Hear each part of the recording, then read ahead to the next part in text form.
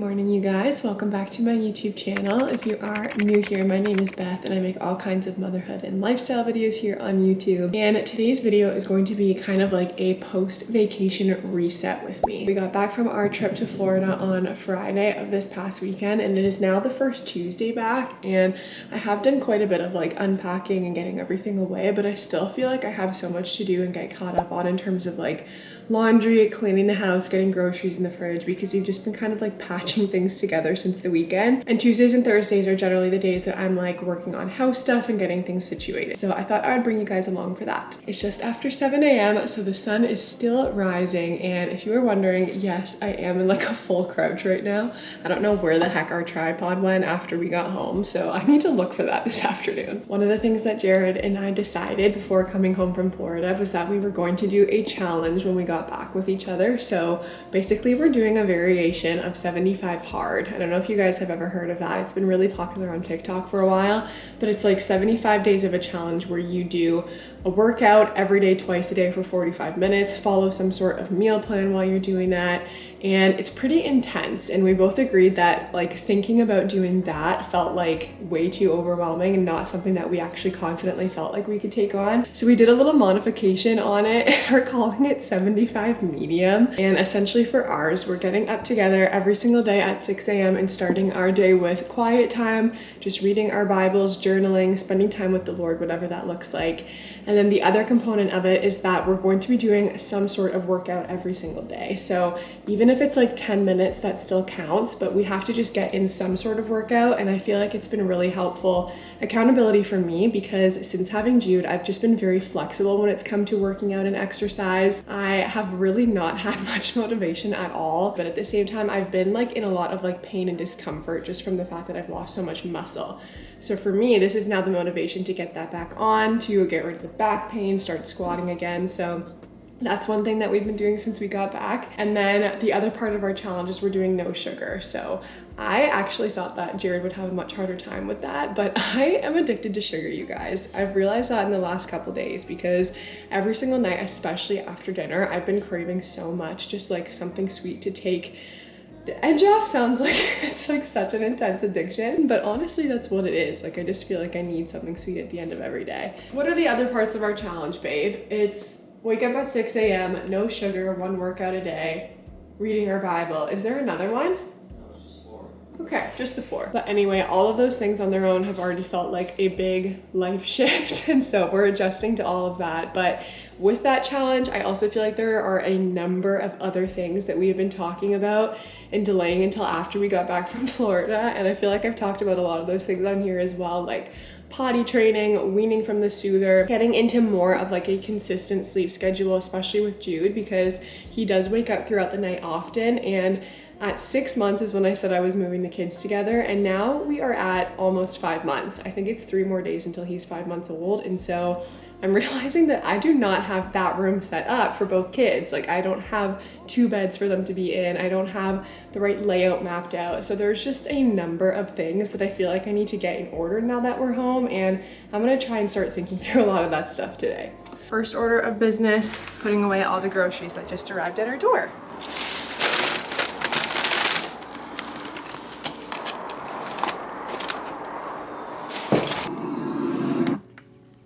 Good morning, honey.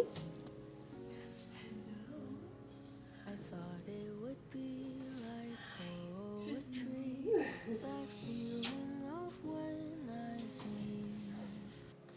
They said it would feel so easy, like how a bird takes to the trees. They've written the songs and films and books of how it would take. Juju boy. Yeah, he's laying down in your bed.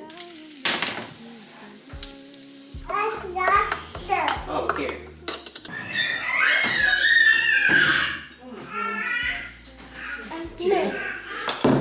What's the weather like today? Sunny. It's a sunny day, that's right. Sunny day. So I just finished breakfast cleanup. We're playing all together a little bit in the playroom now until Jude goes down for his first nap of the day. I am today going to start working him on a new schedule. So basically up until now, they've both been on very opposite schedules from each other. And the nice thing about it is that it has given me a lot of like one-on-one time with Jude, which is really nice when you have a new baby and a toddler to feel like you still have time to bond with just them. Would you like some help? Or do you want the tray? Thank you for saying please. But the downside of that is that it has meant I've had very little like time just to do my own thing. So I think now that he's a little bit older, I'm gonna work to actually drop one of those 4 naps and get him on a 3 nap schedule. Basically the new schedule I'll be working off of is a morning wake up of 7 a.m. for him, and then shooting for the first nap from 9 a.m. to 10:30. And then the second nap would be 12:45 to 2:15. And that's what I'm really aiming for, because it would give me like a solid chunk of time while Vivian is asleep that I'm just like able to do stuff for the house or prep dinner or get laundry done. Because up until this point, I've usually had him the whole time that she's been napping, just because they've been so opposite.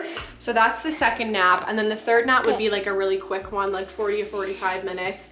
From 4:30 to 5:15, and that's what we're gonna shoot for. But I think that that's a good goal for us to shoot off of, and then bedtime between like 7 and 7:30. Another one of the reasons why I wanna get this new schedule down is because right now Vivian's schedule is very consistent. Hi, honey bunny. Hi, I love you. But because I'm gonna have both of them in the same room pretty soon, I would really like for both of them to be You knocked mommy over. On more consistent schedules. So that is the goal that I have for myself today. This is what a lot of my day looks like. Okay, so I have to tell you guys the experience that I just had, because I know it'll encourage some of you today. After I filmed that last section, I went and put Jude down for his nap. After I got him down, I went into Viv's room because I was gonna pick up her laundry, do the vacuuming, and basically just like get everything ready that I need to do for the day. One of the things that I have noticed since we've been back is that independent play has just not really been a thing. So when I went into her room, she wanted to read, and I was like, okay, I was about to do laundry, but I'll sit down and I'll read a couple of books. And we ended up reading in there for like 45 minutes together. And I honestly felt very convicted, because there were many moments while we were in there that I was thinking like, okay, one more book and then I'm gonna tell her that I need to go. Like, I also have my own stuff I need to do today. And I just felt like so challenged by my thinking in that moment of like, there will be more laundry at the end of the day today when you finish the laundry that you're about to go do. The floors are going to get cleaned at some point, and when you clean them, they're gonna get messy again. But this moment that you have right now with your daughter to sit down, read together, and really invest is one singular moment that you're actually not going to get back. And so I just felt like, oh my gosh, I can't even believe like how much I wanted to rush out of that moment. And I think that that can be a relatable thing, because there's so much that we feel like we need to do during the day as moms, but truly the moments that I don't want to miss out on are those moments with my kids. And yes, the house stuff still does need to happen, but it's okay if it takes a little bit longer than it usually does, because right now the kids are the priority in this season of life. After we read for 45 minutes, it turned into another 45 minutes of just cuddling and playing and talking. And it is some of the best time that I've had with her in the last couple of weeks, truly just one-on-one. So I hope that that can encourage someone today that is feeling overwhelmed with all the house things that need to happen.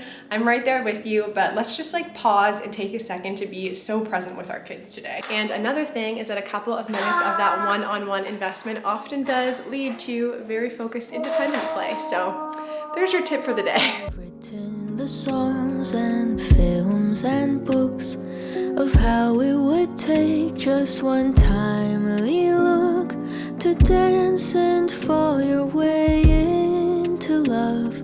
And that's how you'll know he's the one. It feels like way back when. I wish I had known it then. There's no such. Okay, so I'm just about to go through our whole house and vacuum with our Tyneco wet dry vacuum. And I wanted to give you guys a quick update on this, because I bought it last summer and I since then have had a bunch of DMs on Instagram of people asking if we thought that it was worth it, if we're enjoying it. And short answer is yes, we absolutely love it. I ended up getting it when it was on sale for Prime Day, so I feel like it is worth waiting if you can, just because they do such significant price drops around Prime Day. But this thing does such a great job at cleaning our house, and the dirt is always so nasty see every time I take the water out, so it's very satisfying. I will say that it does come with quite a bit of maintenance, at least in the way that I take care of it. So basically every time I finish using it throughout the house, I will take like all of the pieces out. I'll take the water out and dump it right away. I'll take the filter out and wash it right away. I'll especially take the little like brush at the bottom, and I actually shampoo it after each time I use it. So I typically use like a dish detergent or like a laundry detergent to wash it, because I find that way it like will take any odor out of it from the dirt that you've been vacuuming, especially food. And then I let it fully air dry before I use it again. So I'm not using it twice in one day or even really every other day. I try and let it fully dry out so all of the pieces are totally clean in between use. Last little hack is that I do cheat and I do something they tell you not to do. I use a little bit of floor cleaner in here because the Tineco brand does have like a solution that they say is the only one you're supposed to use in there. However, I like to use something that is like a very light scent, and I know it's just like a little bit cleaner for our family. So I actually put that into this top section and dilute it with water, and that's what I use to clean all the floors in our house.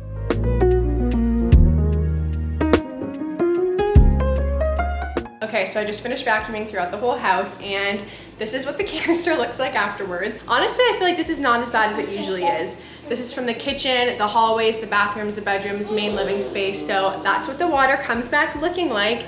And honestly, I feel like that's why I love it so much, because it's just so satisfying knowing that all of this is no longer on our floor.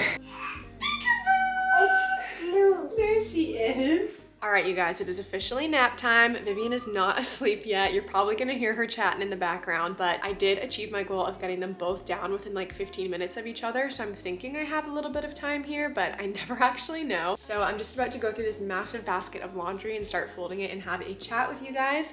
But the doorbell did just ring, and I got a package that I'm super excited about because it leads me well into today's sponsor, and that is Whatnot. I am so excited to be partnering up with Whatnot, and if you guys have never heard of it before, it is a live streaming platform that you can actually buy and sell products on. And I am going to be joining an incredible group of moms over on Whatnot that are selling thrifted and new with tags baby and toddler clothes. So basically the way that the app works is it is a live shopping platform, and you can hop in at any point in time, and there are people that are running live shows 24/7 to sell brand new items and some lightly used items as well. To purchase clothing, everything is done through bids, so you can actually pre-bid on things before a live show starts, and if no one actually bids on that item and you can't attend the live show, you get it for the price that you pre-bid on. Or if you hop in during a live and you bid on something while the show is going on, if you are the highest bidder for that product, you get it shipped to you in just a couple of days, and everything is so much more affordable than buying things brand new in a store. So I personally am going to be hosting a live show on Whatnot where I'm going to be selling to you guys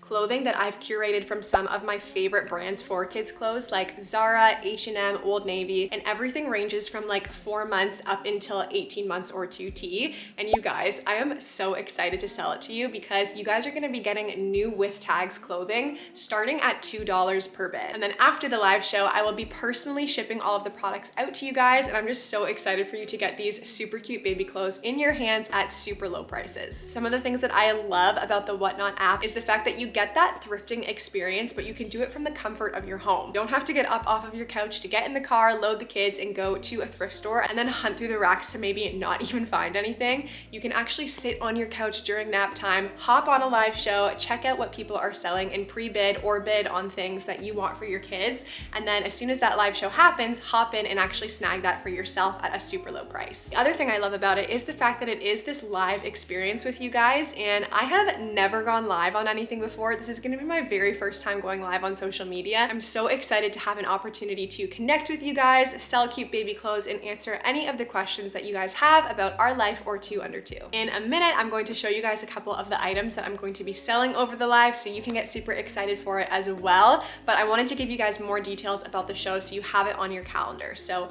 mark down March 17th at 2 p.m. EST on your calendar. That is when the live stream is going to be happening, and you can actually download the app in advance advance, and I would highly recommend that you do that because then you can get everything set up before the show starts so you don't miss out on any deals. So to do that, head to the link in my description box or in the comment section because that is where you will find the link to download the Whatnot app. And when you do that, you'll actually get $15 off towards your first purchase. So what that means is while you're on the show, you could actually get an item for free and just pay the cost of shipping if you purchase something that is less than that $15 mark. When you download the app, you'll also have the opportunity to bookmark my live stream in advance. That way you'll get a notification directly to your phone when it starts. Bids are only going to last for like 20 seconds and you guys are going to want to be there if you don't want to miss out on any of these cute clothes. But again, it is happening on March 17th at 2 p.m. EST. You can head to the description box right now to download the app, bookmark the live stream, get yourself set up before the live happens. And then if you guys have any questions that you want to ask while the live is happening, feel free to drop them in the comments down below and I will start collecting all of them for the live. So to give you guys a bit of a preview of what I'm going to be selling, this is a box of brand new spring arrivals from Zara. And I'm so excited that I get to list these items starting at $2 for you guys because you are going to get some serious deals. In total, I'm going to be selling around 50 items. So I just have like packages and packages of cute baby clothing coming to my house over the next couple of days and it is the best thing ever. So this is one of the items that will be sold on the live. It is this beautiful quilted floral jacket from Zara Baby.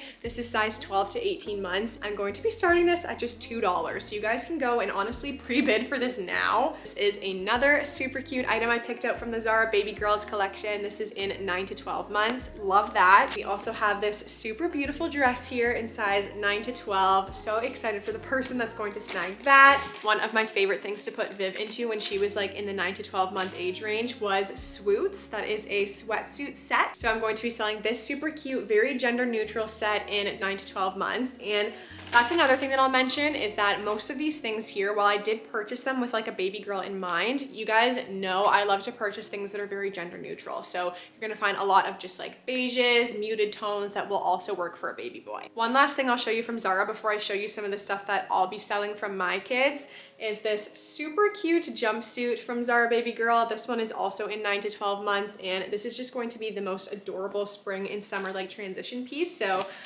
just can't wait for you guys to bid on these items. You are going to absolutely love what I've curated for you. Quick preview of some of the items that my kids personally wore. So I will be listing these as well starting at $5 and you guys can purchase them at any time. So you can actually purchase them before the live show if you want to do that and I will ship them out to you after it happens. So I have this really cute knit sweater from Carter's. This is in the size 3 months. Jude just graduated from this one and it is super gently used and so cute. So that will be listed. Also going to be listing this adorable Sherpa jacket from Carter's. We had both of our kids in this one as well and this is in 3 months. Going to be selling some of my favorite ever pieces that I had Viv in when she was a baby girl, like this little Zara cardigan in 9 to 12 months in a really pretty lavender shade. This really sweet bubble romper from Old Navy that has the most adorable detailing on it. And this is one of those pieces that I can like envision the day that she wore it. And then a lot more gender neutral stuff as well, like this little pair of pants, this little romper outfit from H&M, this little set of cotton overalls from Old Navy. So there's a lot of really cute stuff that is going to be listed on it.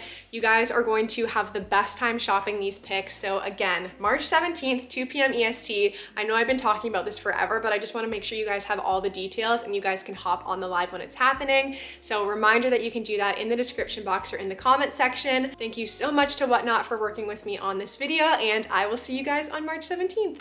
All right, on to the laundry. I wanted to chat with you guys about something that I have been like just processing over the last little bit and honestly, it's still very fresh. I feel like I don't have my final thoughts formulated on it yet, but I have just been thinking, especially with like Jude coming to an age now where he's going to be moving into a different room and not in our room anymore, and I'm trying to think through what I want to do with him in terms of like sleep training. And I say sleep training very loosely because I know when people hear that, their first like default thought is cry it out method, and that's not something that we've really ever done before. With my first baby, we didn't let her cry for like long periods of time. We didn't do the extinction method or Ferber or anything like that. It was more of a very active coaching process, I would say, to help her learn how to self-soothe in the first couple of months of her life, but she took to that very well. She slept well throughout the night. It did take work on our end, and especially especially through that 4-month sleep regression. It took work. We got her sleeping independently and we had her moved into her own room, I think around 3 months of age, just because we were waking up a lot in the night hearing the sounds that she was making, and we felt like she was too, so we just thought it was a better fit for us at that point. One of the things that I will say though is that with her, I was a lot more of a stickler when it came to independence as a baby. I was a little bit nervous as a first-time mom when it came to things like her sleeping on me. I didn't want her to have any sleep associations with feeding or proximity to me. I wanted her to have that independence and the ability to sleep well on her own. What I feel like I'm working through now is that it's not that I regret some of the decisions that I made as a first-time mom, but I'm reflecting on a lot of them and I've done a lot of things differently this time around. I really do feel like there is such a push and pressure on new moms and especially first-time moms to have their babies sleeping through the night, to be sleeping independently in their bassinets, to not need their moms for anything, and to just be independent. That is kind of what we have labeled as a good baby. And it's interesting because oftentimes when you talk to people about your baby or you bring them out, the first question that people ask is, are they sleeping through the night? How are they sleeping? And so I think there can be a lot of pressure on moms to have this very independent baby. And I definitely felt that as a first-time mom. One of the things that I have been thinking a lot about recently is the fact that this like independence that we are pushing on babies in our culture today is just like a little bit bizarre. Now that I've had my second baby and I'm seeing how fast this stage goes, my priorities have been very different this time around. I am so much less focused on fostering independence right now and so much more focused on creating a very strong sense of attachment and bond to my son. Of course, there is always room to grow in that attachment and sense of just like nurturance over your child's life. So if you did really focus on that hyper independence with your baby, it's not to say that you won't have a secure attachment with them. But one of the things that I have just been kind of like kicking myself in recently is the fact that I bought into that narrative and that thought that you need to teach your baby to be independent more than you need to teach them to be attached to you as their mom and their dad. And where I stand now, I would much rather form that attachment piece when they're young and then breed and teach that independence as they get older and they actually need it, because biologically, children are meant to be dependent on us when they are little. And for a lot of babies, that looks like night feedings. It looks like needing to sleep on their mom for a nap throughout the day. And I think we need to strike more of a balance culturally, just like accepting that piece of things, because that is how it is in every other country I find other than the United States and Canada. And then when you come here and in this North American context, everyone is like hyper independence, teach your baby not to need you, teach them to not need to eat from you, and everything will be good. There's going to be new parenting philosophies and trends that come out in a few years, and I'm sure we're all going to be kicking ourselves for something else at that point in time. But all of this to say, I think that I have been a lot more, I guess like lenient would be the word, or extending more grace when it comes to the way that I navigate things like regressions with Jude, because I have not been as strict with it this time around as I was with Vivian, and that has just been a learning that I've had on my own front to say, hey, I didn't have it all figured out the first time around. There can definitely be a lot more of a balance than I have had in my own personal parenting journey, and so I'm trying to figure out what that looks like. When Jude wakes up in the night, I do my best to follow all of the steps of having him self-soothe. We have taught him a lot of the different strategies and ways to do that, but that doesn't always work, and so in those cases, I don't let him just cry himself back to sleep. I do offer him a feeding and I offer that comfort because I know in that moment that that's really what he's looking for. Would a sleep trainer say that I am setting my child up for failure by using feeding and nursing as a sleep prop? Probably. And am I paying the price for that by being awake with him multiple times throughout the night? Also probably. Again, all of these are unformed thoughts that I've been working through, so take it all with a grain of salt. Don't quote me on anything. And in all of this, I am still a huge proponent of teaching a baby to self-soothe, of teaching them how they can actually sleep independently, because that is a gift that you can give to your kids. That is the one thing that I really do feel like I have seen with our first, is that she does have this really great gift of being able to sleep independently. My goal was to have Jude in our room for 6 months, and we are approaching that very quickly. I need to figure out how I'm going to get them both in the same room, and part of my challenge in all of this is that I need him to be sleeping a little bit more throughout the night than he currently is, to have him sharing with Vivian, because although she is a great sleeper, I think it would wake even the deepest of sleeper up to have Jude in there right now, especially if I'm going to be putting Vivian into like a toddler bed. But then she obviously has the opportunity to like get up in the night and to wake him up. And if he's waking her up, I feel like it's just gonna be so chaotic. So I've been ranting for so long that my camera died. Anyway, all of this to say, have grace for yourself. There is no one right way to do things, and as much as it may feel like when you're seeing all the things on social media or what is being pushed as like the main way to do things at a certain moment in time, there are still multiple right ways to do things. And I think that that's one thing that I'm just trying to remind myself a lot more the second time around, is that our kids are not robots. There is no perfect formula or one size fits all approach for anything when it comes to parenting. So just trust your gut as a mom. You know what you're doing and you are doing a great job. It is officially the next day. Last night I wanted to finish vlogging, but Jared got home and then we fed the kids dinner and went out to an event for church. So we were actually out very late yesterday, and it kind of threw off my schedule that I worked all day on for Jude yesterday.